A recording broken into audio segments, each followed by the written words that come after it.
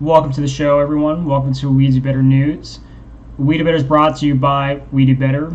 I'm your host, Rick Ripken, today, coming to you from Austin, Texas. Apologize for you'll see in a minute when we have the interview that it was done in different lighting because I shot it at a different time of day and then had an emergency, and so I had to bail. Couldn't quite finish recording, and so I'm recording this about 12 hours after the interview.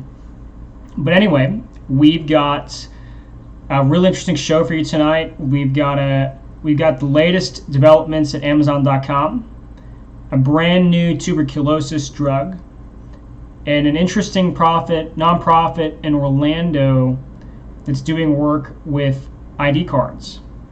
And then we'll have a special guest on from Joplin, Missouri, who has 20 years running a ministry and has come up with basically a new model for charities to network, share information, and has really got a template for what could really fix a lot of the problems here in America. And then I'll be talking a little bit also about, speed traps and fines and nasty stuff like that. So stay tuned. So Amazon, if you're familiar with, has something called FBA, Fulfilled by Amazon. It's basically where if you want to sell goods on Amazon.com, you're able to create an account, become a seller, and there's this whole process, and it involves shipping your goods into Amazon's warehouses, and then Amazon then handles the fulfillment and the shipping and all that. That's why it's called Fulfilled by Amazon. Now, Amazon has come, as they've done business over the years and around the world, they've found that they've had to destroy a lot of inventory that's sat on shelves or otherwise hasn't sold or has gone bad or something. And in fact, a study of Amazon in France found that about 3 million goods, 3 million products were destroyed in a year just in France. And so starting September 1st, Amazon.com has started a donation program so that any goods that otherwise would be destroyed will be given to charity instead. This will save the sellers a little bit of money and save Amazon a little bit of money, and it allows Amazon to create a community-based solution, for a really large problem that they have. And while it might seem obvious, I do want to give my applause to Amazon.com for taking this on because, for a giant company like that, it's not a simple thing to take on any kind of change. So kudos to them, and we'll be looking out to see what kind of impact that new donation campaign has. A nonprofit called TB Alliance has found a new solution to tuberculosis, and they have gained an FDA approval. Now, what's really special is that tuberculosis killed about 1.6 million people a year, and about 500,000 of those 1.6 million people suffer from a drug-resistant strain of the disease, up until now at least. So TB Alliance has put together a 3-drug regimen to combat tuberculosis, and in its study it found that 89% of its patients in clinical trials experienced successful outcomes within 6 months. And the historical treatment success rate with older drugs was 34%. So they jumped the effectiveness of TB drugs from 34% to 89%. And the regimen is called Pretomanid. Sorry if I butchered that. Pretomanid, Pretomanid. It'll be in the show notes. And what's really fantastic is that drug companies have largely abandoned the development of antibiotics because the development of these drugs costs upward of $1 billion to bring to market, and the yields and the revenue that those drugs bring are not as high as some of the specialty drugs or drugs for chronic conditions such as a high blood pressure drug or cholesterol drug that often go for a lot more money, and people stay often stay on for their whole life or for several years in their life. So it's just simply not as profitable. And even with the hunt for profits, these for-profit drug companies do go bust. Recently in April, Achaogen did file bankruptcy, so there was a pretty big pharma bankruptcy recently. And so the TB Alliance is looking to expand now that they've got FDA approval. They want to make headway in places like China, India, and South Africa, other big markets where they can have bigger impacts. And so we'll be looking out for them. TB Alliance, again, it'll be in the show notes for you to check out. Nonprofit in Orlando named iDignity has done some interesting work. What they've done is they've set up a program where they arrange for homeless people and people experiencing extreme poverty to get IDs, because in 2019 you obviously need an ID for just about everything, to open a bank account, to get a job, to get food stamps, whatever it is you need to do. You often need to have an ID, at least one form, sometimes two. And so iDignity has been creating IDs for people, buying IDs for people, setting all that up, and they're doing this for about 2 to 250 people per event. And so I've got a video of one of their events, and about 120 volunteers actually come to the event to serve people in the Orlando community. All right, up next we've got James Whitford. James comes from Joplin, Missouri today, and he's the executive director of Watered Garden Ministries, and he's executive director of True Charity. And he's here to talk about his story in running a ministry and running a nonprofit, a local nonprofit in the Joplin area, his experience with that, and then why he started True Charity and why he thinks True Charity is a solution to some of the issues that a lot of nonprofit leadership face today. And he's going to talk about some of the solutions that True Charity is starting to offer. James, how's it going today? Thanks for coming on. Hi, Rick. Great to be with you today. All right. So give us a little history. You run a ministry called Watered Gardens in Joplin. Tell us a little bit about that to start and how you got involved with that. I know you've been doing that for quite a while. Sure. Well, certainly it was our faith in Christ that led us there. My wife and I co-founded this ministry in 2000. Joplin is in the southwest corner of Missouri, and that's our home. And so we wanted to do something to help people who were struggling in poverty and homelessness, and decided to launch a very small day outreach center. So back in that day, Rick, it was just a single room that we were renting in a building and helping meet needs. And we learned a lot of things along the way, thinking that, boy, if we just, people come in, they need clothes. If we help them with clothes, we're really helping them. If they come in and they need food and we help them with food, we're really helping them. And then learned in the first couple of few years that our good intentions weren't producing the effects that we had hoped for. Got it. So basically you started with a room, got to a bigger room, mostly was giving away possessions, items, clothes, food. Yeah, it was just meeting material needs, right? Of course, there was a lot of compassion involved with that, but compassion is, of course, a great thing, but and it yields some activity. I mean, so people feel compassion, they want to do something. The something that we do is charity, right? But charity can be very ineffective or it can be effective. And that's really been our journey over 20 years, is how do we get really effective at charity work? And read a book one time called Toxic Charity by Bob Lupton. And he's got a lot of experience in urban ministry work in Atlanta. And in his book, Toxic Charity, he talks about 5 steps to dependency. He says if you give something to somebody once, they'll appreciate it. If you give the same thing to them again, they'll have an anticipation that you'll do it a third time. If you give it to them a third time, they'll have an expectation that you'll do it a fourth. If you give it to them a fourth time, they'll feel entitled to it. And a fifth time, they'll be dependent on you for it. So it's appreciation, anticipation, expectation, entitlement, and dependency. Well, when I read that, Rick, I mean, I immediately realized we're experiencing that in our mission. So we had to change things, and we began to change our model and connect our community in some unique ways, and all of that led to the formation of our True Charity Initiative. Got it. And so what did you guys start doing differently at Water Gardens?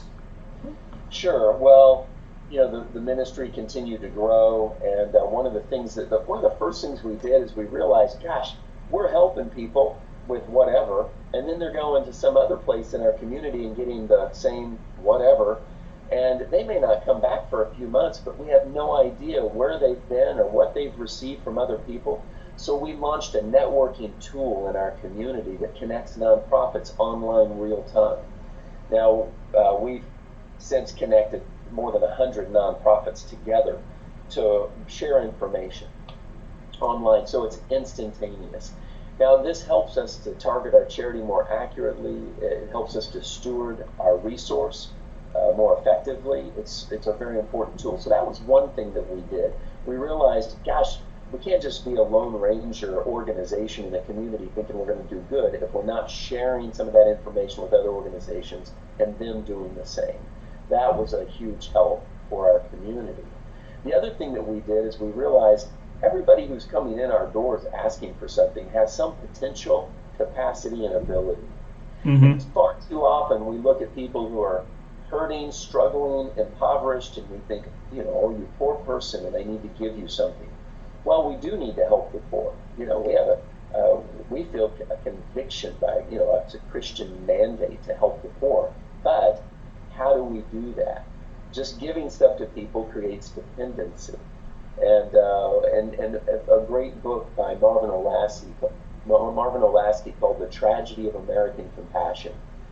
In that book, The Tragedy of American Compassion, he says dependency is merely slavery with a smiling mask. Powerful line to remember. And it's true. So how do we break out of that? I mean, here comes this guy. One guy named Randy came into our doors. It's snowing outside. He has no shoes on. I mean, I'm looking at his feet thinking, man, he's probably got frostbite. I dry his feet off, get him some socks and shoes, say, hey, he's got a chronic alcohol problem. He goes out the door. A week later, he comes back, same situation. It's like freezing temperatures. He doesn't have shoes on. Now, I can continue to give Randy shoes over and over again, but then he becomes dependent on me for it. Or I can have him earn his shoes. So that was the other big thing that we did. We not only connected our community together, but we started what we call a worth shop. We call it a worth shop because we believe work awakens worth in people's lives. So now every person who comes to our doors, we're not just looking at the hurdles or the challenges they have or the brokenness that they've experienced. We're looking at their capacity, potential, and ability and entering into partnership with them. So this is a part of humanity, this aspect of reciprocity and exchange. To eliminate people from markets where they're exchanging their own labor for something that they need is really dehumanizing. So we've changed our whole ministry model where everybody's earning what they need, whether it's food, shelter, clothing, all the basics. Now, certainly if somebody's unable to work, we're going to help them. But almost everybody can do a little bit of something. What kind of work do people usually do when they come in? Well, that's a good question because you can't have something that requires a lot of training. People are coming in, they want to earn clothes or they want to earn food for the day. So we've created some things that are very simple. We have copper recycling, where we take copper out of radiators and we craft them into bracelets and stamp them with whatever people want on them. We do leather work, where we're cutting leather and staining it and creating journals out of leather. We have a little coffee business called the Redeemed Bean Coffee. And so they can be helping with roasting and bagging coffee that we have. So those are some of the things that we do, but there are a lot of things around a mission our size now that we've grown that people can be employed with a variety of different things. Fantastic. And what were some of so you also networked with charities in the area, and what were some of the benefits you guys started to see there? Well, that was great because, for example, people are in poverty for a variety of reasons, right? A lot of it's generational, and And a lot of that deals with an inability to interact socially the way that you need to. And so you find folks that have behavioral problems and issues. So one of the things we found was if a person went into one of the nonprofits or churches that were a part of our network and they had some explosion or something where they were asked to leave, they could literally put that in the system, and when they come through our doors, we'd say, hey, we see that you had a problem over here. We want you to go make that right. Now that was fantastic to watch those episodes of sending a person back where they go back and say, hey, I'm sorry I got angry like that. And to be able to apologize and rebuild that relationship with that charity leader at that other mission rather than just walking away from another burnt bridge, right? Rebuilding that bridge. So that was one thing. The other thing was just being able to track who are the people that are really stuck cycling in our community. I mean, I may, like I said earlier, you may see somebody once every few months and think, well, they just need temporary help. But if they're literally just kind of on a cycle around the community of benevolence that's disconnected and you don't know it, well, then they're dependent on you for all of that as a community. So we were able to target those folks who were high frequent flyers, for a lack of a better term.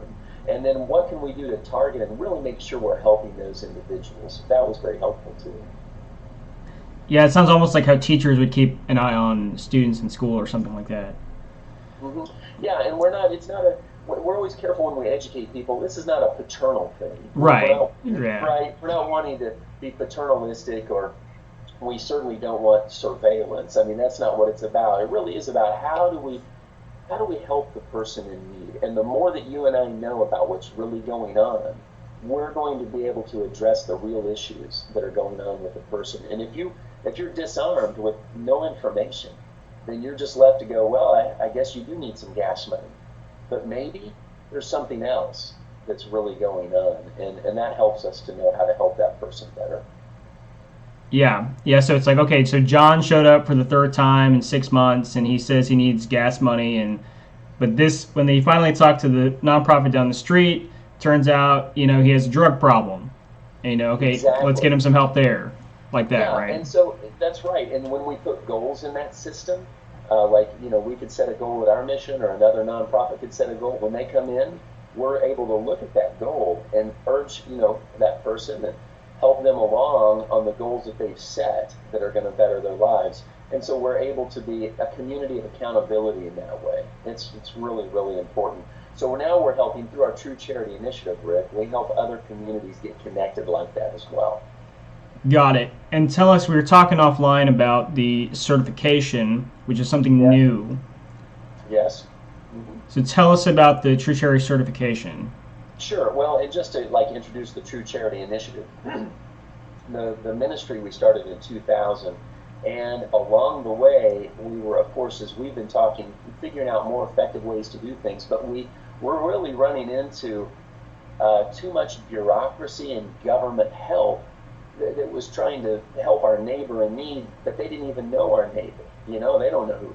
In fact, I'm thinking of a guy right now named Rick, who I was mentoring, and he missed, he has your name. So, and he missed an appointment.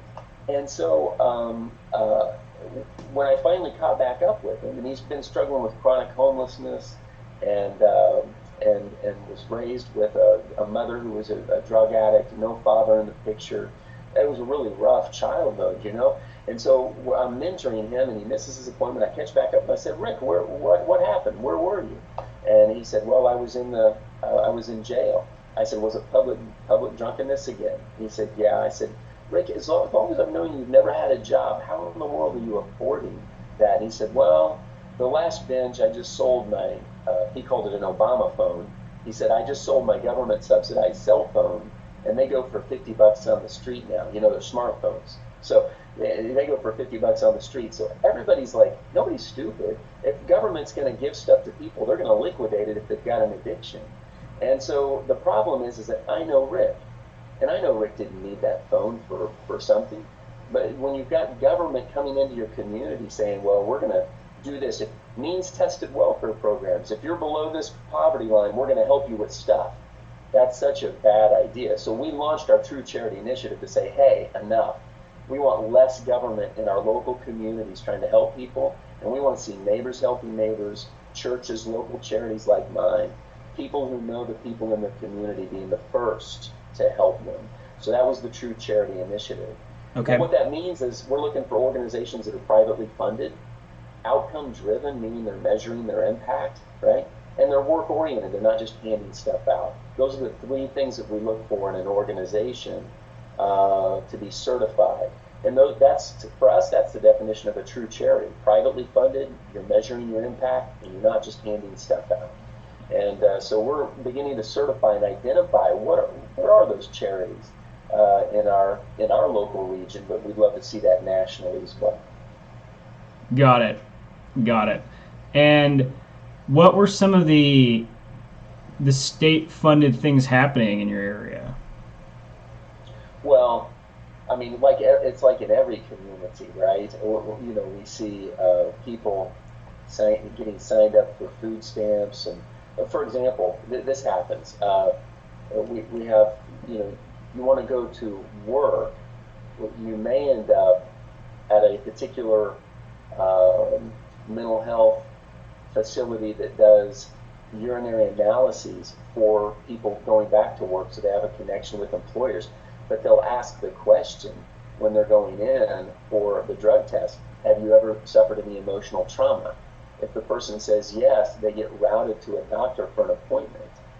And then if they diagnose them and start them on medication, then they can get them in like a Shelter Plus Care HUD housing program. And then they co-qualify for food stamps. And then all of a sudden, and I've had guys that have come back and said, man, I just wanted to go to work. And these people are literally trying to put me into subsidized housing. Just because I'm homeless and I want a job doesn't mean that I'm a charity case that needs to be on drugs and in a HUD house. And that's the kind of thing that's happening all the time. One kid named Seth was in a drug alcohol rehab facility. They signed him up for food stamps, Rick. He didn't even do it. They sat down to a computer and signed him up, and then got him on a HUD housing waiting list, told him that it'd be better if he didn't work for the next 3 months, he'd have a higher chance of getting the HUD house, right? Of course. Well, Seth, of course you can, human nature is to take the easiest way out. So he's considering this. Here's about our long-term work-ready program that's 12 to 15 months at our mission, and decides to go for that instead, where you've got to give up all your pursuit of government stuff. And now he's graduated our program a year later. He's full-time employed at a hospital, has his own apartment, is on no government welfare at all. So that's the tension that we find. And we're like, hey, there are a lot of Seths out there who are getting wrapped up in the system that shouldn't. And we want to make sure we're doing our best to make sure people like Seth are going into a flourishing life. Yeah, it really does. When you give people stuff without really assessing where they are, it just squanders their potential. Yeah. It does. We've got to be investigative about our approach and really get to know people that we really want to help. That's why when people say, hey, James, what do I do about the person holding the sign that says, we'll work for food? I say, take them up on their offer, if you can.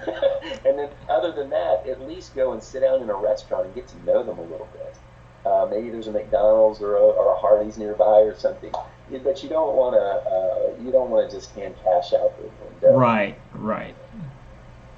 Okay, well, we're almost out of time. So tell us a little bit about how we can find you, True Charity, Water to Gardens, and you had mentioned offline an event as well. So yeah, absolutely. Well, truecharity.us is our website, and so that's the arm of our mission that works in education and advocacy. So truecharity.us, you can learn about all of the principles and the philosophy that we believe in, and how we practice our ministry, which is watertogardens.org. Watertogardens.org is how you can find out more about our local nonprofit in Joplin and what it's doing. We do have an event coming up, Rick, and if anybody would love to come to that, we'd love to have them. It's all day at Missouri Southern State University in Joplin on Friday, September 13th, coming up soon. And that is going to include Bob Lupton, the author of Toxic Charity. So he'll be our keynote speaker. And we have Hugh Welchel coming from the Institute for Faith, Work, and Economics in D.C. We've got Randy White, who leads the Fresno Center for Community Transformation. We'll have different tracks of education that folks can get involved in on that day. To go and find out more about that, it's truecharity.us/Summit 2019. truecharity.us/Summit 2019. Great, and we'll have all of that in the notes below. And well, James, thanks so much for being on, and thank you for all the hard work and service. Yeah, well, thanks for having me. Great to be with you and to share a little bit. Used to fund a significant portion of the budget. They account for more than 10% of general revenues. 10% of general revenues in nearly 600 U.S. jurisdictions. In at least 284 of these governments, it's more than 20%. 20% of the municipality's revenue. Okay, and it's gotten so bad. And it's important to distinguish that fines are different from fees. Fees also do get a little bit out of hand as well. Fees are assessed kind of as you go, as you need to pay for something. Like, if you're filing a building permit, there might be a review fee. Okay, and that might be a way for the city to collect revenue. But a fine is an explicit punishment for breaking a rule. Now, in the vast majority of local governments, the problem is not so bad. Fines often account for less than 5% of general revenues. I think that's still pretty high. But in rural parts, it's often closer to 10. And sometimes it's even built into the budget. And I'm going to quote John Gallagher here. He's the head of the Louisiana Municipal Association. And he says, "It would be malfeasance if they didn't aggressively patrol some of the stretches of highways through towns." And he points out the local governments don't collect nearly as much property taxes as similar communities in other states, and many homesteads are fully exempt. So local governments collect sales taxes, but not much commerce exists in rural America, rural parts of states. And so, it seems like that they're forced into doing this, right? And of course, other research is to blame that this is a weakened tax base. There's not as much tax revenue out in the country, so we have to do this, basically justifying it. And I'll give you one extreme case in which this was in Georgetown, Louisiana. It's a village of fewer than 500 residents, and its 2018 financial statement, on the 2018 financial statement, it stated that over $500,000 in fines were reported. It's $1,000 per person. And it accounted for 92% of general revenues. So if you live in that village, you're going to be coughing up $1,000 in fines. That's like getting pulled over like 7 times in a year. I live in Austin, and I've had cops let me go. So, yeah, they've got it rough out there in Georgetown, Louisiana. And a lot of times where these fines are levied so particularly where there's fines levied where they account for 20% of general revenues, they're in places where the median household income is just about $39,000. So it's well below, a little over $10,000 below the national average. So these are generally poorer communities too. And so the fines do hit them pretty hard, right? And so look, a few lawmakers have responded by trying to make a 20% cap, right? Missouri has done that, right? The Missouri Attorney General has made comments on this, right?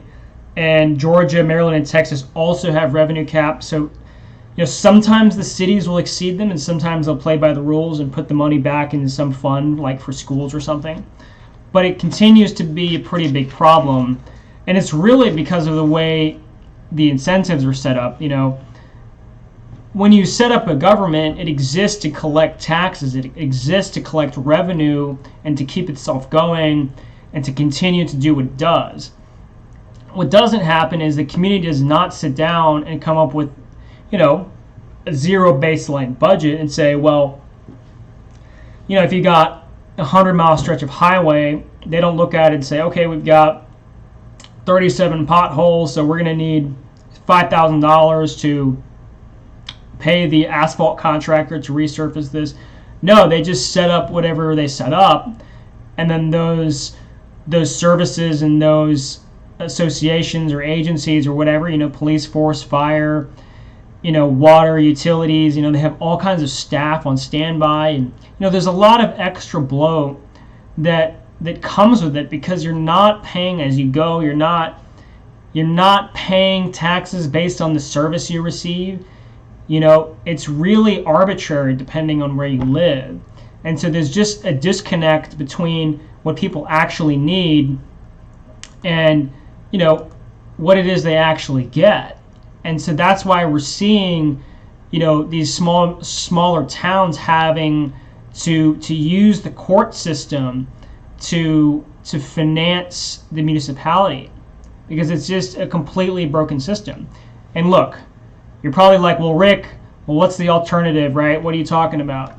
Well, I'm going to get into that in another show, because we're going to have another guest on who actually specializes in really taking the government system out of the equation, where you basically throw money at the problem. You have this big, operating account, and then the government does with it what it does with it. Instead, you want to look at it, from zero baseline, create the budget from scratch, what's actually needed, pay as you go, independent contractors, sort of like, a decentralized city. And so we'll be talking about that in future episodes, so do stay tuned for that. And I want to thank you for watching We Do Better News. It's my pleasure to bring it to you. Again, my name is Rick Rifkin from Austin, Texas, and We Do Better News is brought to you by We Do Better. So check out We Do Better at WDB.org. You can also check us out on Facebook. And go ahead and like, comment, and subscribe to our YouTube channel, and hit the bell for notifications for the next time a video comes out. We'll also be releasing clips. If you don't like watching the full show, you can watch the interview segment, or if you want to see a segment on, say, affordable housing, we have a library now where you can check all of that out. And don't forget to support us by going to WeDoBetter.org/donate to become a donor. Again, thank you so much. Thanks for watching.